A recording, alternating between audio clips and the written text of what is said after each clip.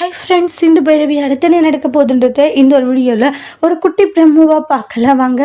இங்கே ரொம்பவே சந்தோஷமாக இருக்காங்க. சிந்து சிவா கிட்ட டாக்டர் அன்னபூரணி அத்தை மனசு மாறுவாங்களான்னு ஒவ்வொரு டைமும் கேட்டுட்டு இருந்தேன் இல்லையா, ஆனால் கண்டிப்பாக மனசு மாறிடுவாங்க. ஆமாம் சிந்து, நீ சொன்ன ஒவ்வொரு சிம்டம்ஸ் வச்சு பார்க்கும்போது சீக்கிரமாகவே மனசு மாறிடுவாங்கன்னு தான் எனக்கு தோணுதுன்றாங்க. கண்டிப்பாக மாறிடுவாங்க, நம்ம ரெண்டு பேரும் ஏற்றுப்பாங்க, கூடி சீக்கிரமே ஏற்றுப்பாங்க போலன்றாங்க. ஆமாம் டாக்டர், கூடி சீக்கிரத்திலே நம்மளை ஏற்றுப்பாங்கன்ற ஒரு நம்பிக்கை தான் எனக்கும் இருக்குன்றாங்க.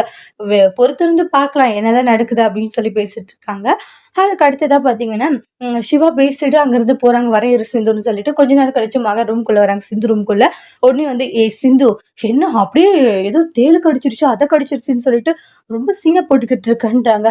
வேணும்ட்டே இப்படி ஒரு நாடகத்தை போட்டு அனுபவனி அக்கா மனசு மாறணும், இந்த மாதிரி எல்லாம் பண்ணா அவங்க நம்மளை தூக்கிட்டு போய் ஹாஸ்பிட்டல் சேர்த்துவாங்க, அவங்க மனசு கொஞ்சம் கொஞ்சமா மாறும் நான் நினைச்சிட்டு இருக்கேன்றாங்க.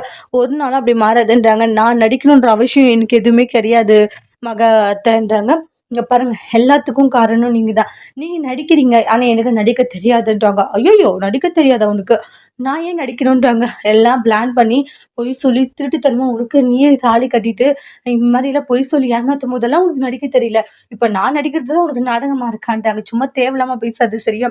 இங்க பாரு, அன்னபூரணி அக்கா மருமகளை ஏத்துக்கினாலும் நான் ஏத்துக்க மாட்டேன்றாங்க. நீங்க இப்ப ஏத்துக்கலைனாலும் எப்பயாச்சும் ஒரு நாள் ஏத்துப்பீங்கன்ற நம்பிக்கை எனக்கு இருக்குன்றாங்க. ஆனா அன்னபூரணி அத்தை எனக்கு ஏத்துப்பாங்கன்ற நம்பிக்கை உங்களுக்கே வந்துருச்சு பாத்தீங்களா அப்படின்றாங்க. அப்படின்னா அன்னபூரணி அத்தை மனசு மாறிடும் நீங்களே நினைக்கிறீங்கல்ல அப்படின்ற மாதிரி சிந்து சொல்லிட்டு இருக்காங்க.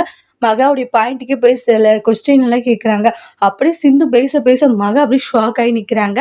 அதோட இந்த பிரமும் முடிச்சிருக்காங்க. இனி வரக்கூடிய எபிசோட்ல என்ன மாதிரி ஒரு டோஸ்ட் வரப்போகுதுன்னு வெயிட் பண்ணி பார்க்கலாம். இந்த வீடியோ உங்களுக்கு பிடிச்சிருந்தா லைக் பண்ணுங்க, கமெண்ட் பண்ணுங்க, ஷேர் பண்ணுங்க. மறக்காம நம்ம சேனலை நீங்க சப்ஸ்கிரைபர் பண்ணிக்கோங்க. Thank you friends.